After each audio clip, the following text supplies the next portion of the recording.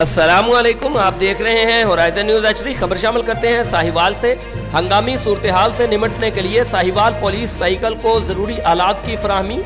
IG Punjab Rao सरदार अली के अहकामात की रोशनी में RPO साहिवाल डॉक्टर मोइन मसूद की हिदायत पर DPO साहिवाल सादिक बलोच की जेर निगरानी DSP हेडक्वार्टर राना इफ्तिखार अहमद ने जिला साहिवाल के तमाम मोबाइल व्हीकल को हंगामी सूरत हाल से निमटने के लिए जरूरी सामान, जिसमें मेडिकल फर्स्ट एड बॉक्स, आग बुझाने का आला और लैडर्स शामिल हैं, तकसीम किया।